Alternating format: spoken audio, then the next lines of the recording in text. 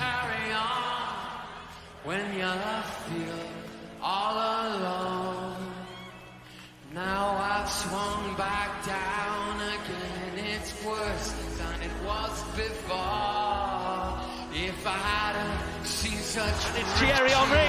And Henry is magnificent. It's absolutely magnificent. And when you need a goal, you need Thierry Henry. Something change pace through the centre. It's Bergkamp. That's magnificent.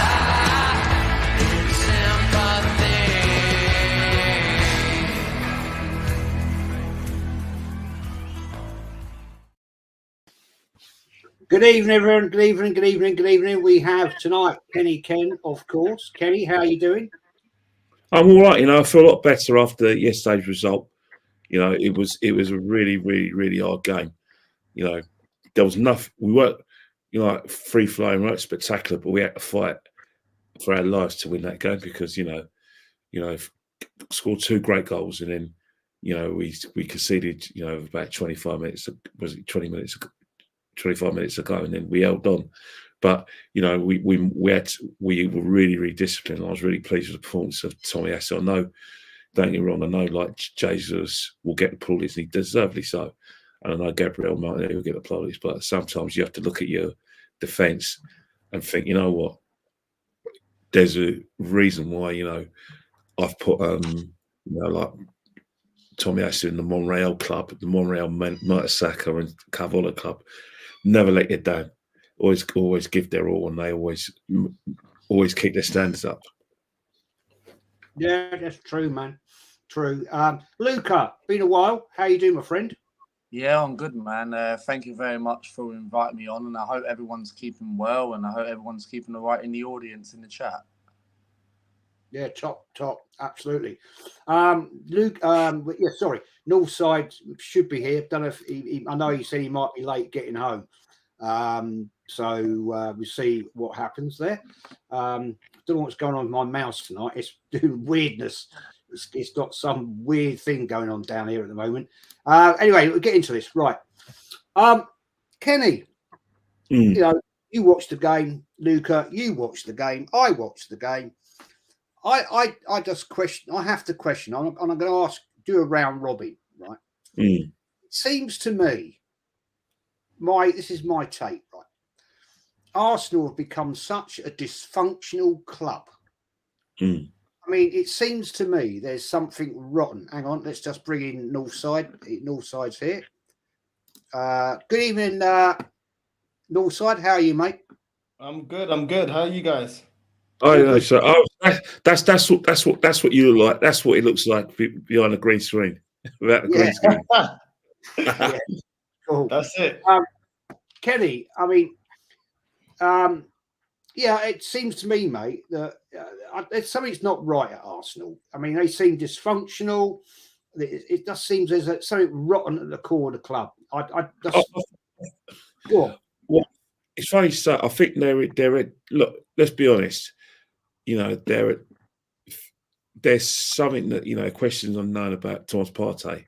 Everyone you speak to, be it pundits who haven't played for the club or who have no affiliations to the club and fans themselves, they feel that a strong Arsenal midfield consists of Partey, Odegaard and Rice. But some of these injuries that Thomas Partey is having, it's hard to sort of take them seriously. He had a muscle injury.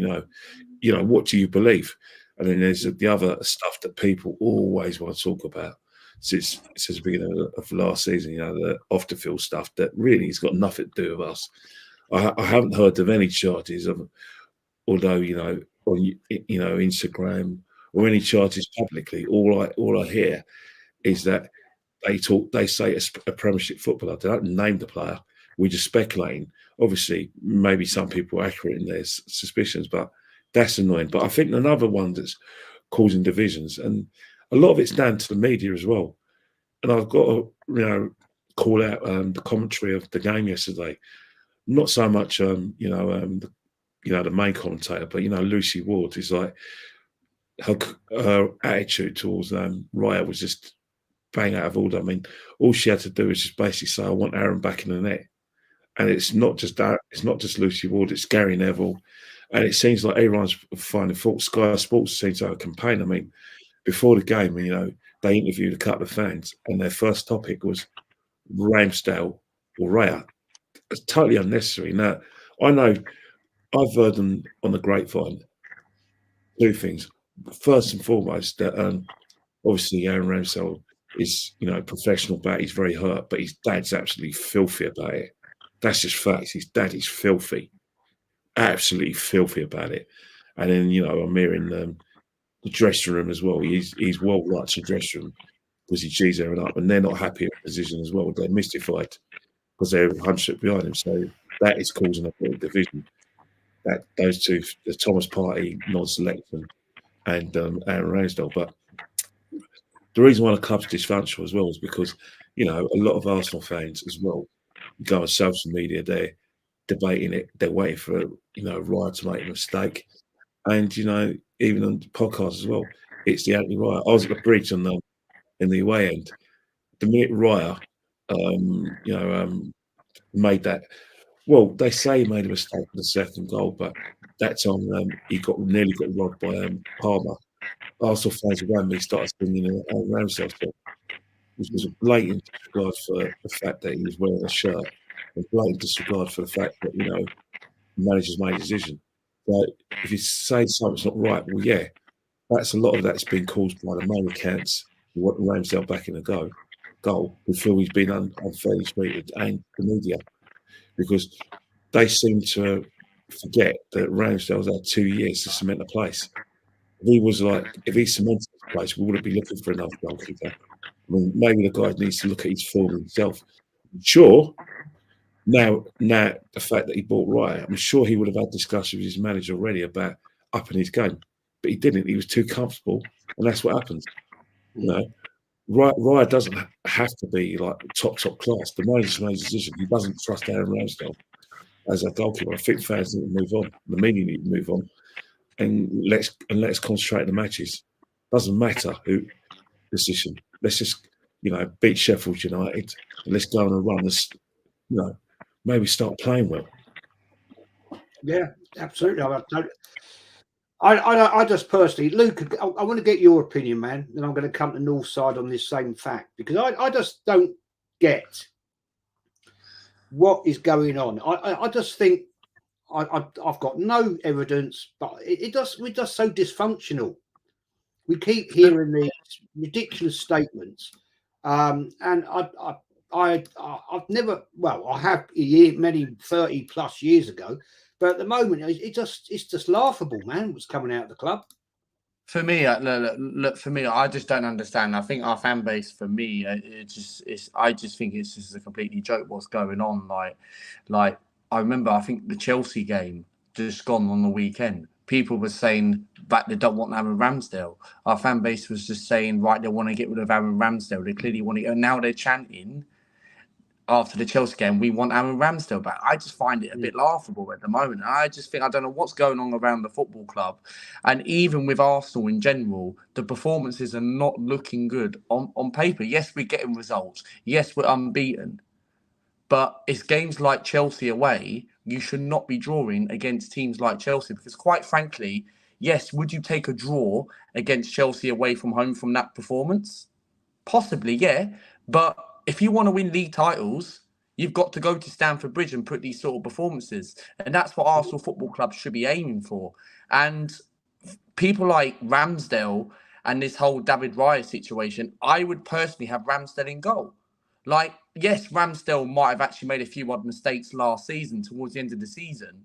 But seeing these sort of performances against David Raya, like the Seville game last night, he almost cost the game. And this is why, if you want to win the Champions League and win the Premier League, why is this manager picking David Raya as the number one goalkeeper? And there was a rumour yesterday on Twitter, I don't know if anyone knows or anything like that, but only Mikel Arteta and his coaching staff are happy with David Raya. And apparently the players another round are not happy with David Raya because of his performances recently. That's what's going on around the football club. And I think all these situations, what's going around the club, this isn't right about our football club at the moment. Something's got to change.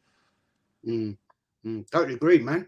Northside, I have to say, your content you're doing right now, mate. That show we did the other night, I absolutely loved that. That was absolute class, man.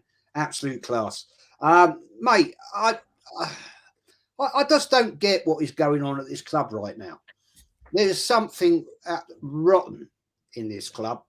Somebody is stinking this club out. And whether it's Arteta, Edu, Vinay, I don't know. But something's not right. We keep getting these spurious injury chats. Is Partey really injured? I mean, he turned up for Ghana, right? In that international game, yet apparently picks up an injury before the start of the Arsenal game. I mean, this guy seems to be more injury prone now than he ever was before since he joined Arsenal. I don't get it. I mean, give me your view, mate. Nah, listen, I can translate Portuguese, I can translate Spanish, I can translate English. I can't translate this bucaria that I'm seeing. I can't translate it because 4 years into this process, I don't even think Rosetta Stone can translate this crap. Because when we look at it, let's keep it real. You know, I'm not saying Ten Hag's having an amazing season this season, but last season he inherited a mess at Man United and won a cup. This season we're seeing Ange Postecoglou come to Tottenham in a team and a squad that Arsenal fans, when we're doing collective, combined 11s, wouldn't put hardly any Tottenham fans in a combined 11. He's been able to give them an identity. How long has he been in the process? What project? What 6 months? Project 6 months, and he's able to have that team having some consistency, fluidity, a style of play, getting the best, seeing the weaknesses and the strengths of his players, the group of players that he has, even though not everyone's a world-class player and not everyone is ripping up trees in terms of how you would rate them as individuals, and they're looking a lot more cohesive. This manager's been here how long? With how much money spent? This is the bucaria that I can't understand. And there's too many inconsistencies, not only the performances. Why does Jorginho have to be the holding midfielder shielding our back four? This manager re-signed El Nene to a new contract. Then play him then. If you're going to re-sign him, you play him. Because I don't understand why you gave him a new contract. It makes no sense at all. You also gave a new contract to Reece Nelson. If Saka looks like he's on more injections than Kim Kardashian's bum, why are you not playing Reece Nelson? Play Reece Nelson. You gave him a contract. Play him. Play him. It makes no sense because I tell you what about this manager. This is what I don't like. You make Trossard accountable for his performances. Trossard was playing well. Then he was in and out of the team. He had a good preseason, in and out of the team. Then you make him accountable for the games that he goes missing. You drop him. Fair enough. But keep the same energy with Raya. Keep the same energy with Havertz. Keep the same energy with Odegaard. Another filo da puta. That guy, the one direction guard, that filo da puta does nothing. All he does is play Wimbledon football, side to side all the time. I'm sick and tired of that filo da puta. I'm sick and tired of it, Jez. He does nothing. Yeah? And Jorginho and Odegaard, they control the game and everything. No, I'm not hearing it. I saw players running past Jorginho. Not one time did I see him take his man down. Not one time did I see him put a foot in. Just allowed him to run past. Odegaard, I'm telling you, that armband has protected him from everything. No one can criticize him. No one can criticize him. It is a joke. But yet, when it comes to Raya, oh no, let's condemn him. Oh, he's not good enough. Hold on. Who's been here longer? I'm expecting more from Odegaard. He's been in the system longer. He's been in the team longer. He's had more games and minutes. He's had more years to adjust to the system and manager. And you're the captain. But yet, when it's Raya, oh, now get rid of him. All these Arsenal fans talking all this crap. Oh, getting on to Raya. I thought it's just back the team, back the players. Well, certain players you don't want to back, some players you don't want to back. When it's Pepe, let's get rid of him. When it's Nketiah, oh, trust the process, we're protecting the value. Let's re-sign him to a new contract. When it's El Nene, oh, he can do a job, let's just back him. It's a joke. Where's that same energy for Raya? Now, I'm not saying that Raya has been excellent. I think he should be dropped. It's the inconsistency in the way that this fan base judge certain players that they like and others that they don't like. I keep it consistent. I don't rate Tomiyasu as the be or end all. I don't think he's a world-class player. But at the end of the day, he's been playing well. I would advocate for him to continue to start. I'm not a big fan of Fabio Vieira, but this season, Fabio Vieira off the bench has made more impact than Kai Havertz and Jorginho combined. So he should be starting. These are players I don't rate. But when I see performances, I will advocate for them to be in the team because they're showing more than the guys that are the favourites. It makes no sense. It honestly makes no sense. Ben White looking there like a blonde George Michael with that dead ass beard trim and that blonde hair. What are you doing, bro? Because last season I saw this guy overlapping all the time. Now you look like a mix of George Michael and flipping what's his name? Jake Paul had a kid. If they were able to have a kid, it would be Ben White, bro. Doing nothing. What are you doing, bro? Some bust down B-Tech Jake Paul, bro. What are you doing? I actually started rating this guy. Now it's a massive question mark. Most of the players, that people gave good ratings for against Sevilla, they didn't have good 90-minute games. Declan Rice grew into the game. We only started seeing Declan Rice impacting the game the way everyone's loading up. What? So you can go on holiday for 70 minutes? Yes, he impacted the game, but what were you doing before? Ben White as well, same crap. Going missing, and then he grew into the game a bit. It ain't good enough. I'm done. And Arteta needs to take that manufactured weave, that flipping synthetic weave, lift it up and see if you've got any notes under there. Do you know what I'm saying? Because I had enough now. Oh, the best looking Spaniard we know. But I'm not into guys, innit? I'm personally not into. I couldn't care less. Win me a major honor or sack this guy. Because this season's make or break. That's how I feel about it, bro. Well, great point. I mean, I think you summed it up there. I just want to mention this point, right? Watching it last night, there was a case in point in that game, right, where it was the 17th minute, and the ref got involved in the play, so he gives the drop ball. Still, quite right. That's the laws of the game, right? But the only player that questioned the referee was Declan Rice. 6 yards away, 6 yards, 7 yards, right, is Odegaard, our captain, right, right, and he did nothing. He just stood there and looked. Whereas Declan Rice is actually saying to the ref, yeah, come on, mate. I mean, the captain of the team doesn't do anything to question the referee's decision. And I just don't get that. And then again, I mean, I know this has been talked about many, many times, right? He again went missing. And I don't know many captains that get subbed every single week. I mean, it's to me, that is deplorable. If your manager thinks you're that just not playing, why the hell are you starting? Why? Why are you starting?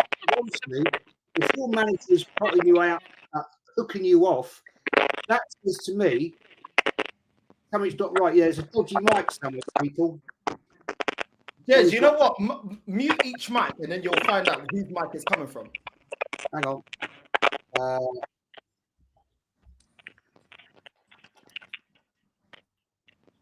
Is it gone now?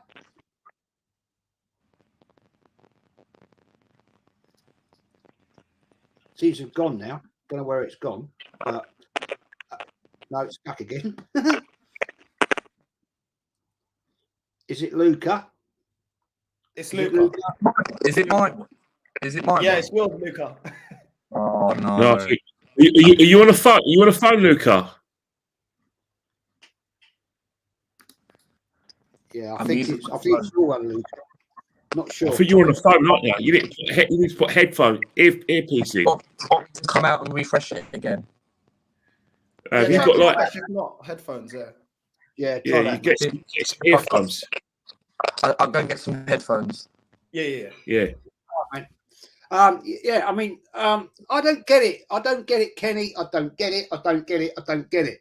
When you've got your captain of your bloody club, right, that doesn't question the referee, but another midfield that Declan Rice does, okay? I think, you know, well, the thing of him is that at the moment, I think that Martin Odegaard had a good start of the season. Like you know, before the Tottenham game, he was playing well. Obviously, he was credited for his performance against Man United, and then obviously he scored a good goal against PSV. But since the Spurs game, he's been.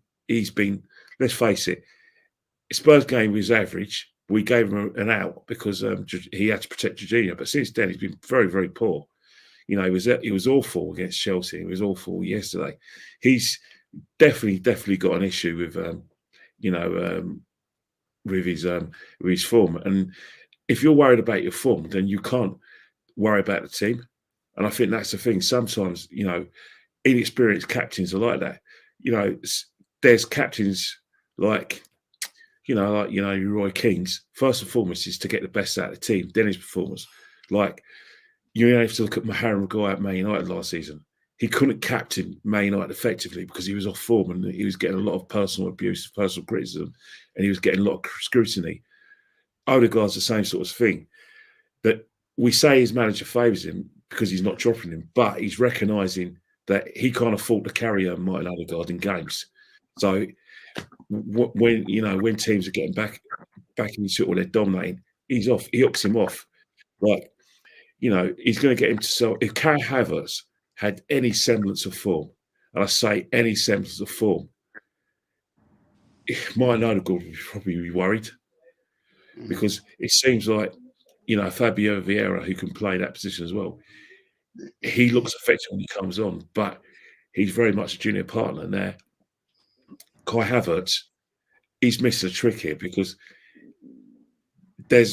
we don't want him up front because we think we prefer a Jesus or a proper number 9, and in that kind of the position that we've earmarked for the alleged Xhaka position, we'd rather have like either Thomas Partey or Declan Rice is in there, so it's Odegaard's in there. But as you say, Northside's right. The captaincy does protect Odegaard a lot, but with Mick Arteta, you just don't know, mate. You don't know with this guy because you say he has favourites. I always say that Mick Arteta is a user. That when he first came to the football club, he needed certain players around him, and then he got rid of Ozil, got rid of. He didn't really need Aubameyang. Everyone thinks Aubameyang's thing was personal. It was personal, but it was because he wanted to move the team away from it. He didn't want big characters around the team.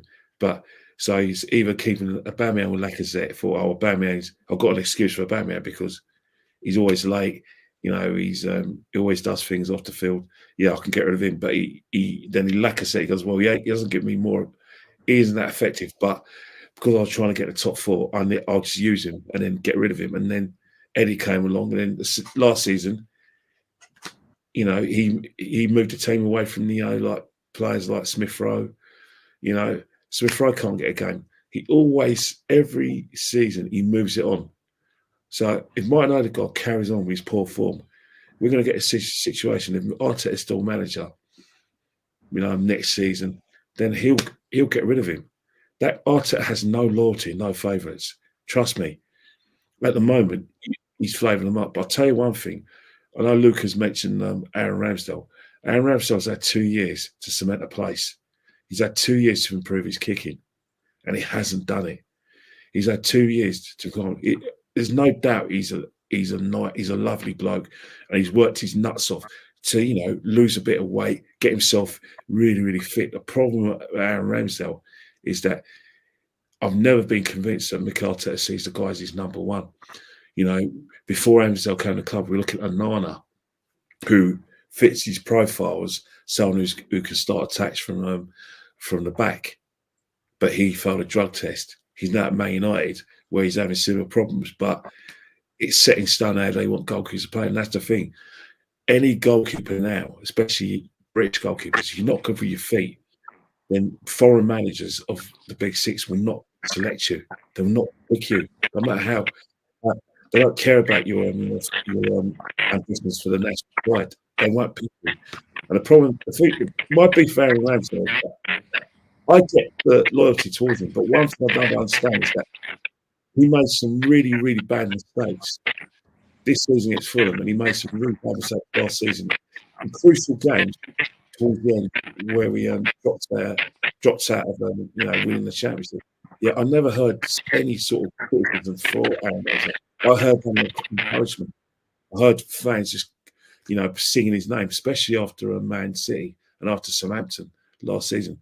Yeah, we don't want Raya to have the same run of games, especially even though, as Northside says, we're not losing games, or we're not playing well. But that's the whole team.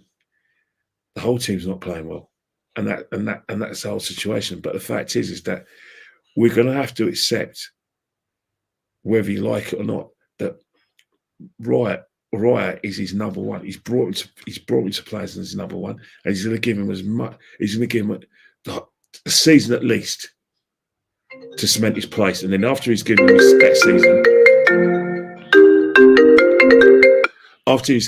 season, he's gonna. Well, that's probably Nick Ramsdale saying, "What the hell are you saying about my son?" Exactly. But in terms of Raya, after Raya, like I said, sees that season, Mick Arteta will either make a decision to pay the remaining £27 million at Brentford, or get someone else in. That's how it's going to go. Aaron Ramsdale's got zero chance to get his place back under his manager. Sorry to hear it. I'm sorry to say it, but the guy's mind's been made up. There is no pathway for Aaron Ramsdale to get back into the team. No matter how much you scream for it on Twitter, and how much you sing his name, he's not coming back. Next time you want to see Aaron Ramsdale is next Wednesday in the League Cup against West Ham. Yeah, good point, man. Northside. The fact is that I don't get it, man. What this Odegaard situation story, whatever you want to call it, is. I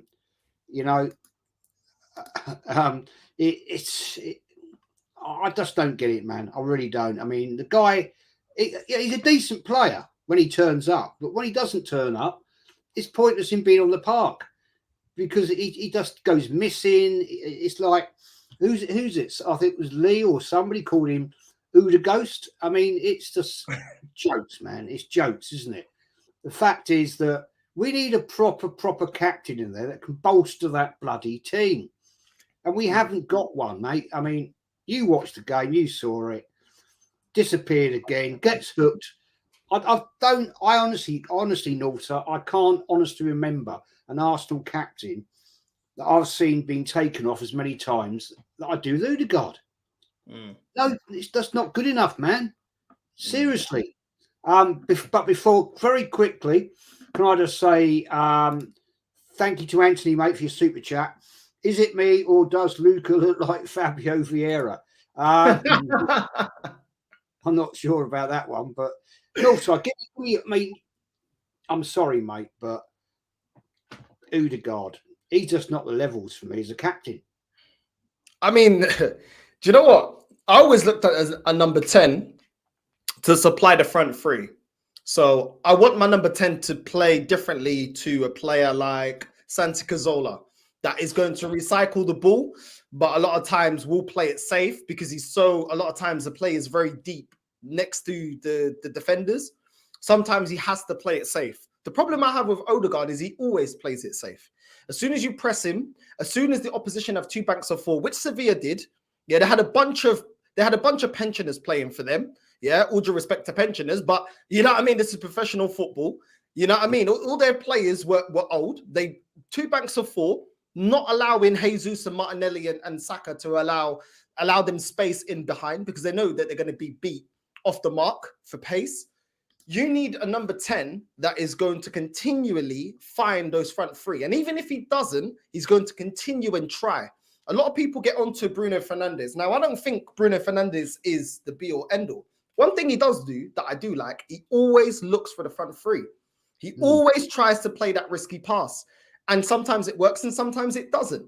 But when you're trying to unravel a team that's sitting in deep, which a lot of Arsenal fans have said to me this year, well, teams have figured us out. They're going to play two banks of four.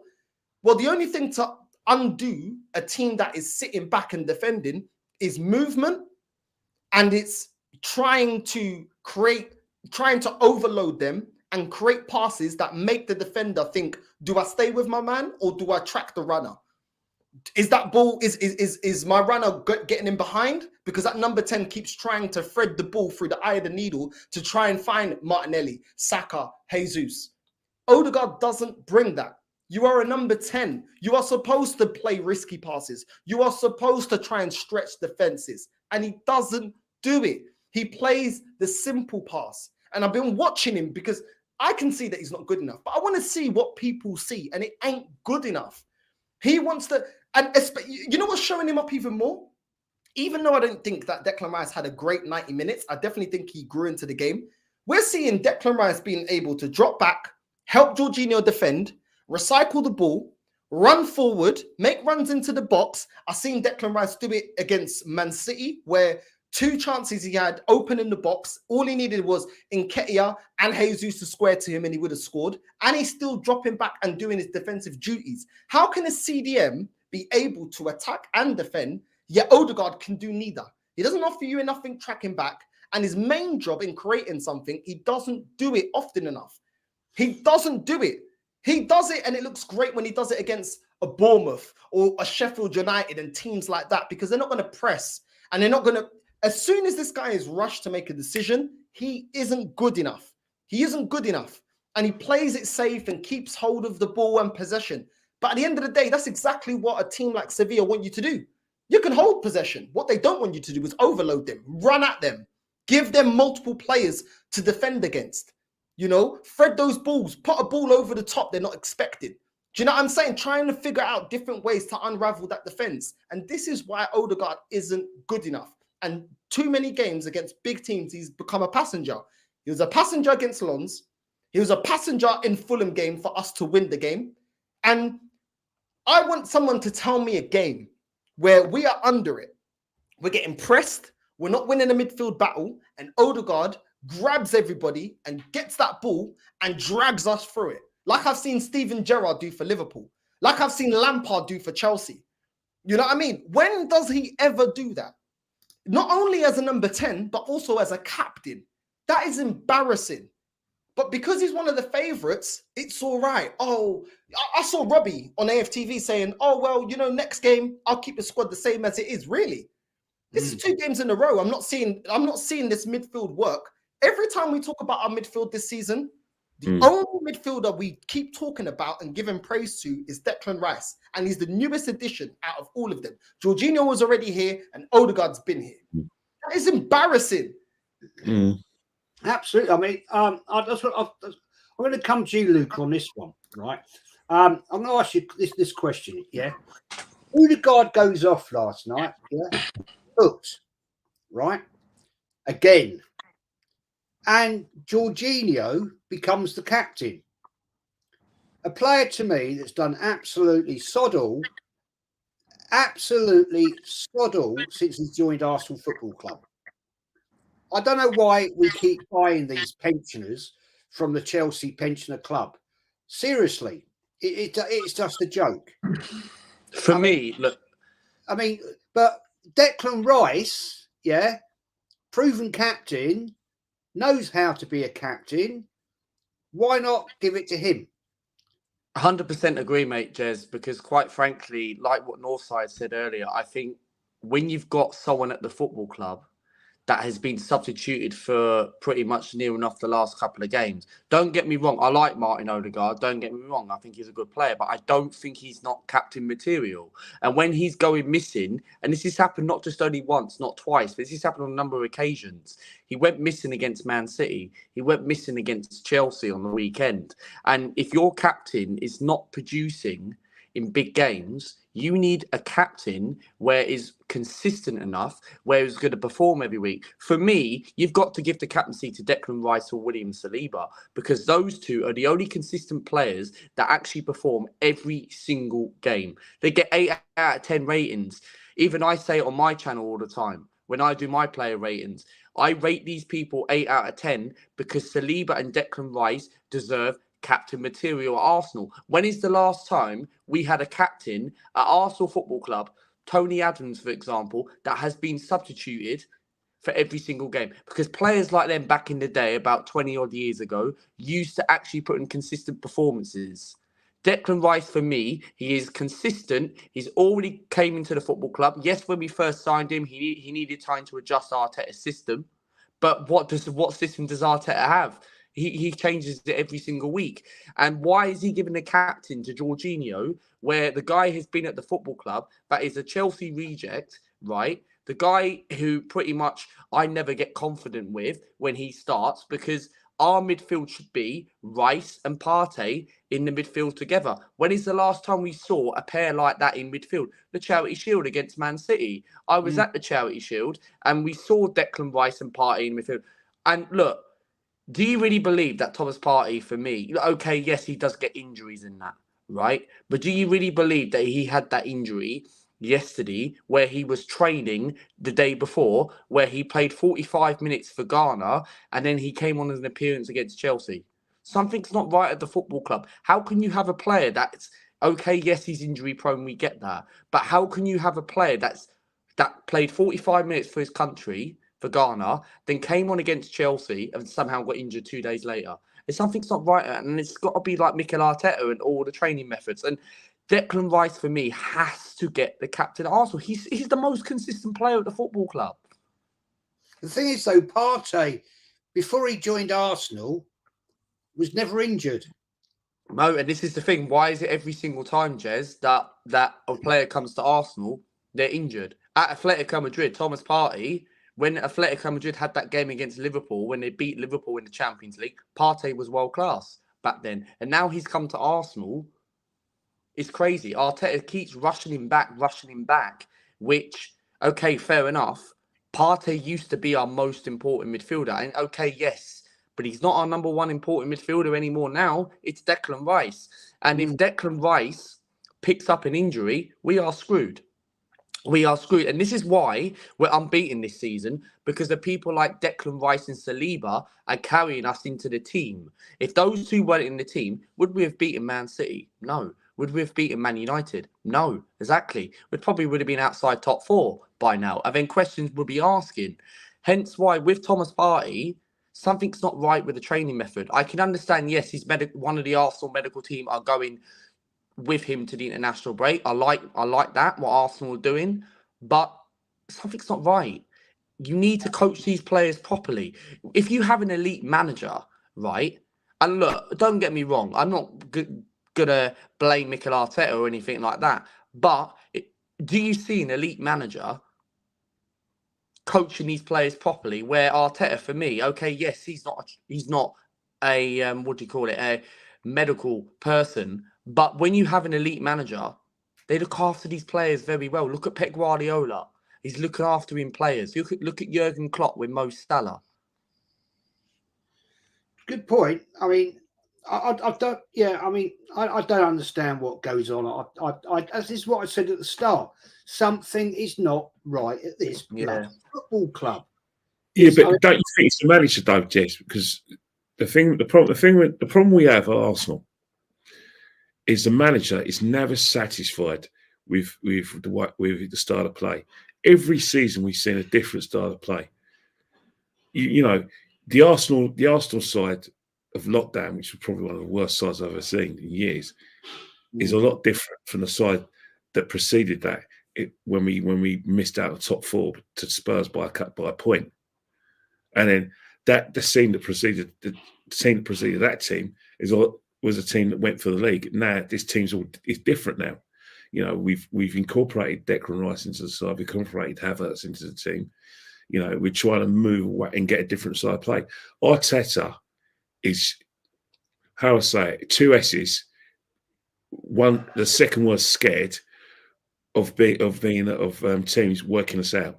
He's frightened of teams, and I use a stronger word in ahead of the scared of like him of being tactically outwitted by managers. So what he does is he's confusing it a lot. Like for instance, the midfield looks lopsided. The midfield is 100% lopsided. You know, he's heavily reliant on Jesus. When Jesus doesn't play, there isn't a plan.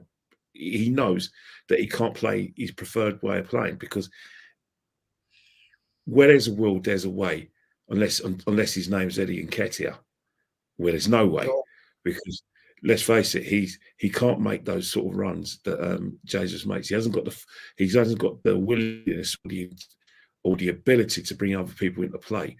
He wants to play down the middle. You know, the best you'll get from Eddie is that he's a great presser, that he will, you know, like try and disrupt the passing movement from the back. And if you give him a chance in the box, he will make the goalkeeper work. But there's more than that. You know, being centre forward, he needs chances. That is another major issue. You know, I always ask myself, we don't know whether Balogun made it. We're never going to know now because the manager's made his decision that he doesn't need him in this side. But you always think, would Balogun being the better bet? And then you've got the situation with Thomas Partey, Declan Rice, and Odegaard, who we think is our best midfield. You know, when we thought we were going to see him, we saw Thomas Partey right back, and then and then when he's fit. He doesn't. He's fit enough only for the bench because he now trusts Jorginho more than him. You know what I mean? Again, you're right about the El Neni situation. You know, El Neni, poor old El Neni. When Partey was injured, he was part of that mini run which nearly got us the top four. Where against Man United, Chelsea, where he's magnificent. He can't get a game, and then Reece Nelson was asked to sign a new contract. What's happened there? The mind boggles. It really boggles, and it's just like. But I think everything is down to him thinking, "Oh, if I play this way this season, I can't play that way. I can't, have a continuous style of play. I always need to change it." And he even said that himself. This is not me making it up as I go along. Just get a video, or go on YouTube and get the full game, and just get one game from every season. Get one game from the 2021 season, get another game from 2022, and get another game from 2023 last season, and get a game from this season. Just get 4 videos, and you tell me, is that the same style of play that he's been using? Hell no. Just forget about the personnel, because we know the personnel's different. Just look at the style of play. He moves it on all along, and I think sometimes it confuses players. I mean, he started this season where he had Gabriel on the bench, when we all know that our best centre half pairing is Saliba and Gabriel, but for some reason he put Benjamin White there and tried Partey right back. So it only makes sense to him and he's the AirPod guy, and the other guys at the club, because right now he's the reason why we're seeing lopsided, patchy performances, where our athleticism and ability to sort of run at pace in the 97th, 100th minute is keeping us near the top of the table, because you've only seen free-flowing football twice. Bournemouth away and PSV. Yeah. Bournemouth were pathetic. PSV were greedy and naive. Yeah, absolutely, mate. I mean, but I want to get onto this one, and I'm going to come to Northside on this, and then I'm going to come to Luca, and then I'm going to come to you, Kenny. Nketiah, absolute pile of shit. There's no other way of saying it. I'm not going to hide my feelings. This guy is rubbish. 30 games, 30 fucking games, and 2 goals. Please tell me, somebody somewhere in this world, please explain to me where any other striker supposedly would get that game time. If you haven't scored like 6 goals in 15 games, then that says to me there's something wrong. Because if you get 15 starts, and I looked at the stats on this, on some proper strikers, right? Harry Kane being one of them, Thierry Henry back in the day, right?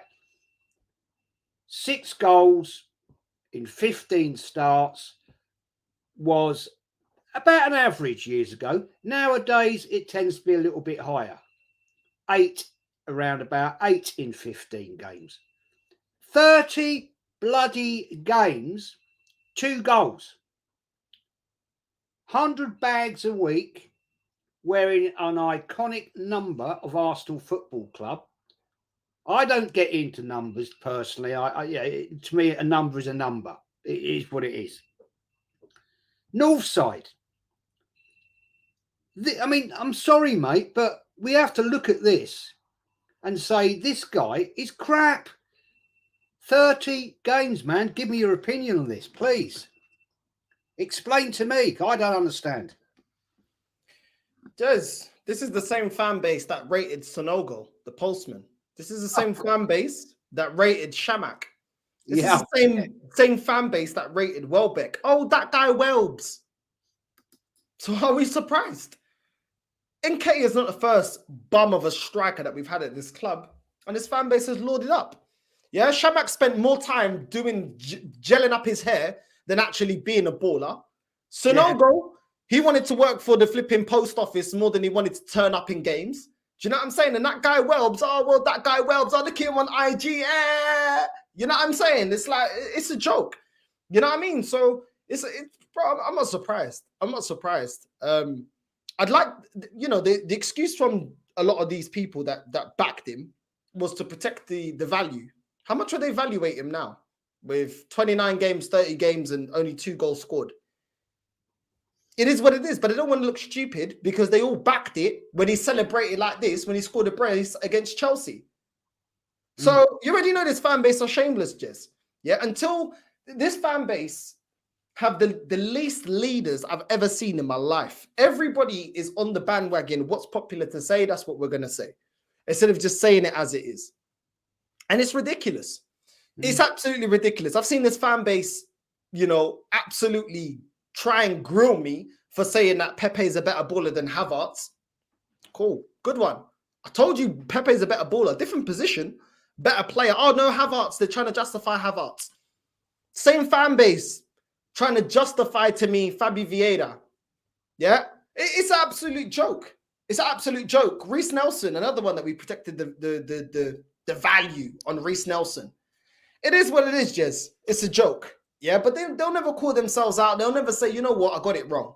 Yeah, we're men enough to say, look, we didn't really like Ramsdale, which nobody did. But you know what? He's actually a lot better than I thought he was. And he's not as bad as I thought he was. He's actually a decent goalkeeper. Not world-class, but he's a decent keeper. He's a good keeper. But they're shameless. Because they came out and said that, oh, Eddie Nketiah in the room. Why are you So I'm saying they're making TikTok songs, dancing around on TikTok, shaking their bum for Eddie Nketiah. It's a joke. But I don't listen, they don't respect number 14 because most of them didn't even watch Thierry Henry. No. I did. I used to go in the playground and imitate Thierry Henry.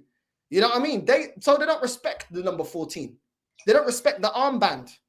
They took, Patrick Vieira is a great captain, but you're letting Odegaard drop stinkers wearing the armband for your club. Yeah. They're shameless. They're shameless. And then they try and call us out. Yes, we may not get everything right, but the amount every year these lot get their predictions wrong. But they're shameless. Every year, give this player a go, give that player a go. This fan base is shameless. The same fan base that we're trying to say, once we got Declan Rice, they say, we can get rid of Partey, he's injury prone. Hold on. Your Project Youth player, ESR, he hasn't been fit. I haven't seen him fit for a season since 1886. What are you talking about? Partey's not fit. But no, because he's one of the favourites, that's all right. They're shameless. But now, going into, what was it? Going into the City game, going into the Chelsea game, then they got the audacity to say, our strongest midfield consists of Odegaard, Rice, and Partey. Right. The Partey you wanted to get rid of.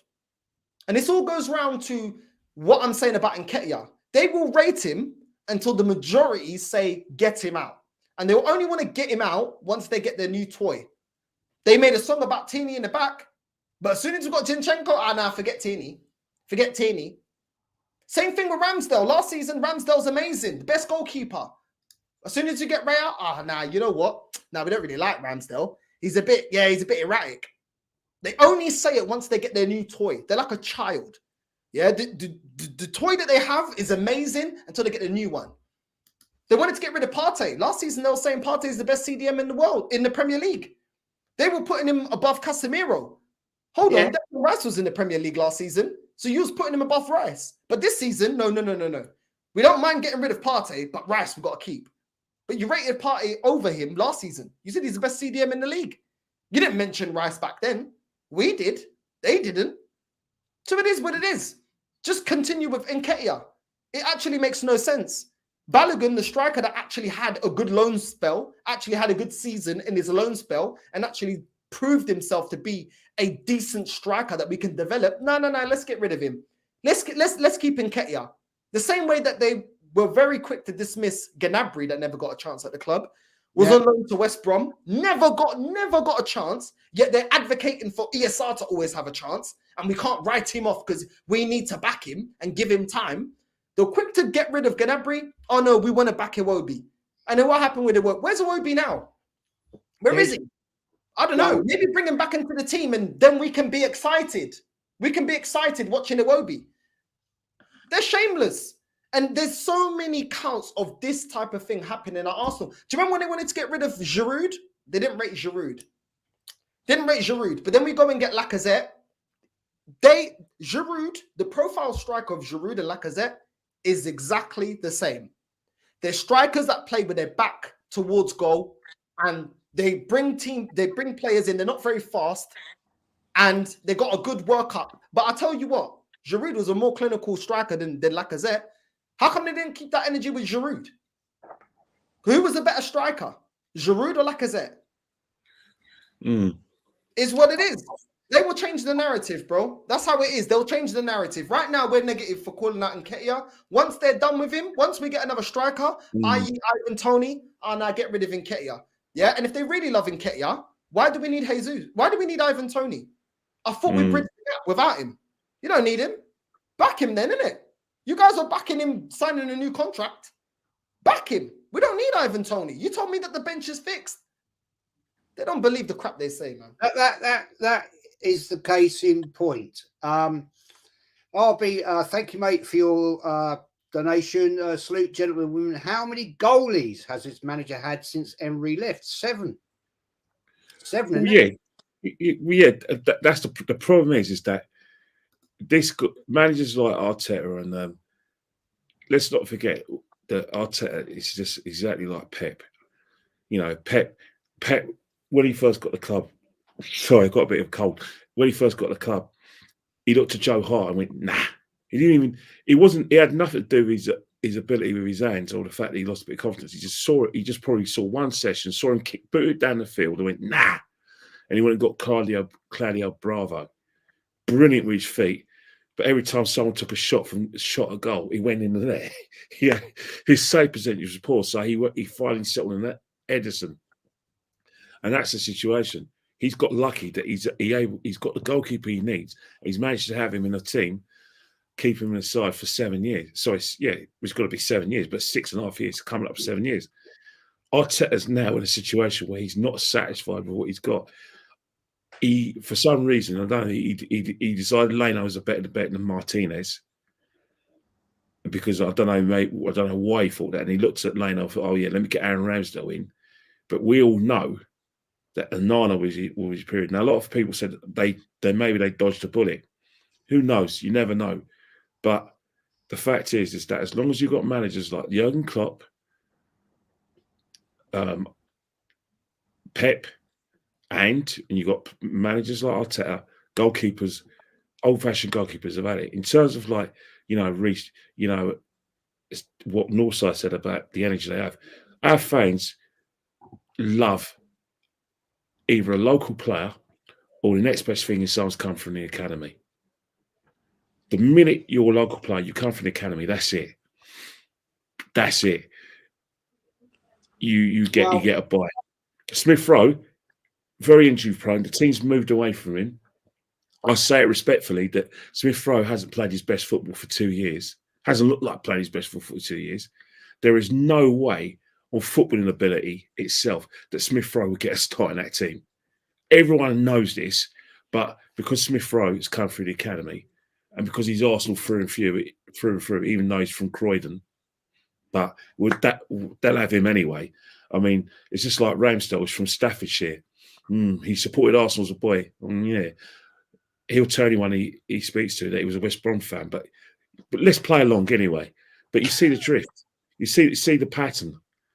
Any academy player or any alleged honorary local player, that's this whole situation. But the fact is, very few academy players make it at the big clubs. Very few academy players actually make it. Some of them are working in the city, or some of them are playing non-league, waiting for that big break at the age of 27. But that is the whole situation we have with our fan base. Our fan base, you have to take what they say with a pinch of salt. You really have to, because 9 out of 10 times, as Northside said, it's follow the leader. And you always know something in life. And Twitter is exactly like that. Whoever gets their viewpoint out first is believed. Whoever's got the most likes or the most how to say yays, i.e. people agree with them, then they're believed. Doesn't matter if they're wrong, they got there first. So you listen to them. It's only when over a few years where you actually watch the games instead of seeing the situation with the players that you love, that the truth comes out and it's too late. Like, for instance, a lot of people now with Aaron Ramsdale think that Aaron Ramsdale was Gordon Banks. He left lashing. Oh God! The reason why I go with Gordon, he left lashing is won the old European Football of the Year as a goalkeeper. How many of those people know who Yav Lashing was? They probably don't. But what I'm trying to say, when you talk about great goalkeepers over the years, you think, if you're like me and watches football over the ages, Lefty Ashing, Gordon Banks, who is it? Who's the guy, Italian goalkeeper? The Italian goalkeeper who played till he's about 45. Was it?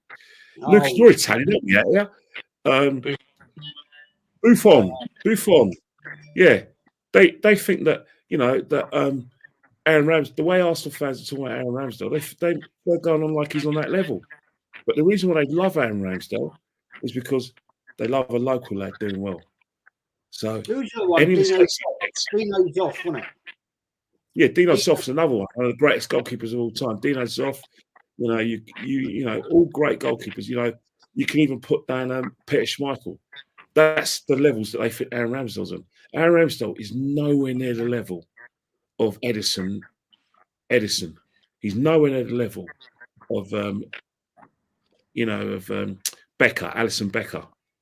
He wasn't even at the level of Hugo Lloris. Hugo Lloris stopped being a great goalkeeper 5 years ago. And Aaron Ramsdale was never that level.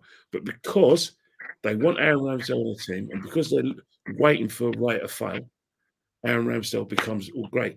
Forget about the fact that he was terrible with his feet. Forget the fact that the last straw of the Man United game, people simply forget the Man United game where he kept on gifting possession to Man United. And that's how they were able to dominate phases of play. You think about the counter-attack for his kicking. I want to come to Luca. Luca, give me your view, man, on Nketiah. I mean, it's a shock, isn't it? I mean, it's a joke. It's a piss take. I'm sorry. It winds me up so much that we have this fella, right, as our supposed striker. Yeah, he's crap, man. He's rubbish. I can see it. Kenny can see it. Northside can see it. People in the chat can see it. And, I mean, I think with our experience and knowledge of watching football for many years, can understand he's crap. Why is it that Arteta can't see it, mate? See, this is the thing, right, with Eddie Nketiah. I said this before on my channel in the past, is that I don't know why this manager, Mikel Arteta, gave him 100 grand a week. You were given 100 grand a week for a legend that wore the number 14 shirt, Thierry Henry. When Thierry Henry signed in 1999, he wore that number 14 shirt. Right, and you're given like Eddie Nketiah. He only stayed because eventually Crystal Palace and West Ham offered him £20 million the year before he signed that new deal, because Arteta was like, you know what? You scored your 2 goals against Chelsea. You scored against Manchester United that season. You didn't get top 4 that season. You finished 5th place, couple of points off Tottenham.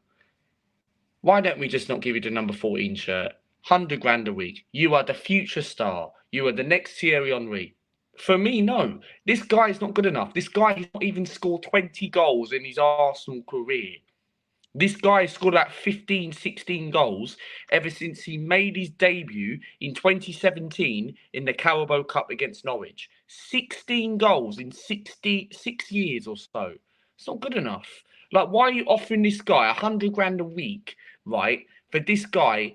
And why is it our fan base, right, always trusting Eddie Nketiah? Like, I had people comment on me on my Twitter the other week saying to me, I said, why would you not start Eddie Nketiah, Luca, against Chelsea? He played well against Chelsea 4-2. But that was 2 years ago. That was 2.5 years ago. Why are people going back into the past? Think of the future present. Like, you've got to start your best players. Nketiah, for me, if you want to win the league, go and get a world-class striker. Why are we trusting Eddie Nketiah? Jesus, for me, pulled a little bit of a hamstring injury last night. And we're going to find out in the next few days. I'm sure Jesus will be okay for Saturday against Sheffield United. But if he gets injured some point throughout the season, we have Eddie Nketiah. This guy's not going to get you a league title. Liverpool have Mo Salah and Diaz. Chelsea, even Nicholas Jackson is a better striker than Eddie Nketiah. Look at Barcelona, they have João Felix. Look at Manchester United, they've got Rashford. Look at Man City, they've got Haaland. We've got rid of better strikers than him, bro. Carlos Vela was a better striker than Nketiah. Yeah, Vela was class. He was a better striker, bro. Eduardo was a better striker than Nketiah. We've got rid of Pennon. We've got rid of David Bentley before. No one cared. No. Nobody cared. Literally. Like, we had Olivier Giroud at the football club. We had Nicolas Bentner at the football club. We had Park Chu-Young at the football club. We had so many dead players. Well, Giroud wasn't. Giroud was class, right? We should have kept Olivier Giroud. I'd rather had him over Aubameyang. Not going to lie. Because, yes, Aubameyang came in. He hit the ground running for a good couple of seasons. But Giroud didn't have a Aubameyang attitude problem. He didn't have any of that. Giroud did it with a bit of style. Okay? He had a bit of swagger about him. Giroud was class. He was an old-fashioned striker. Yes, okay, that season when Leicester won the league, he was a bit frustrating. But he was better than Eddie Nketiah. Nketiah, for me, I don't get it with our fans. People saying, oh, Eddie's doing very well. He done well in the World Cup without Gabriel Jesus and that. That's a period of games where you can have about 3 or 4 games. We want a striker like an Ivan Toney, like an Evan Ferguson or a Victor Osimhen, a profile striker that is so consistent that if Jesus gets an injury, we have a plan B. We don't have a plan B. We haven't had one since Olivier Giroud. And why is this manager believing, oh, let's start Eddie Nketiah in a big game like this? Doesn't do anything. Like last week, why did he come on against Chelsea, right? At Stamford Bridge? That chance, he was lazy. He was lazy. Even that ball where he had that chance to try and get a winner, that was never going in. You could tell by the angle, the way he shot that. And this is why Arteta, Mr. Mikel Arteta, needs to get rid of Eddie Nketiah in January. Even Adam said in the comments, Ivan Toney and Neto. Neto is a Portuguese international. And Northside will know about Pedro Neto because he's Portuguese, I think. So quite frankly, we should go and get those type of players in January. And if we want to win the league this season, we have to go for these type of players. You cannot have Eddie Nketiah that is going to, and he's not going to get you 20, 30 goals. He's just so bad at the moment. He's crap. Anyway, guys, I want to wrap this up. But before we do, is Kenny, give me your match score prediction. Sheffield United, we've got. I mean, Arsenal Football Club. I mean, no disrespect to Sheffield United. They are rubbish. I'd expect us to be piping them 5-6-0. Same here. So do I. I expect. Well, we're not going to do that. We don't score enough goals, and we're not playing well. But we score early, we can smash them. But I'm going for a 4-0. You know, Sheffield United just haven't got confidence. No confidence as well. You know, they're not the surprise that they were when they, you know, got promoted for 4 years ago. So I expect us to win. But you know what? We make it difficult for ourselves, Arsenal. We're not playing flowing football. We're not playing Man City football. So, you know, it'll be 4-0, but you know, it'll be a 4-0 where you're still going to pick faults in the performance because we're not playing well. Absolutely. Northside, your prediction, man, before we wrap this up, and I'm going to do the predictions, and then I'll get you to shout yourselves out, man. What's your prediction, mate, for that game? 2-1 Arsenal. I'm going with 2-1 because I feel like eventually Raya making mistakes at the back is going to cost us. And I'm going for only 2 goals because our midfield and our attack still isn't looking convincing as a unit. And we're not attacking well as a unit, as a team. So I'm gonna go with 2-1. But I still expect Arsenal to win that game, though. Yeah, well, I'll get that, but I'd be disappointed if it's a 2-1, man, because I think we should be absolutely battering teams like that, personally, with the squad we've got. But, you know, if we start with Nketiah, yeah, okay. We possibly. Jess, he's starting. So you're going to have to rely on Saka and Martinelli to get the goals. Yeah, we know that, man. Luca, give me your prediction, man. Arsenal, 3-1 Arsenal. Yeah, see, again, it's a shame. I mean, I'm not taking the piss. I'm not taking the piss.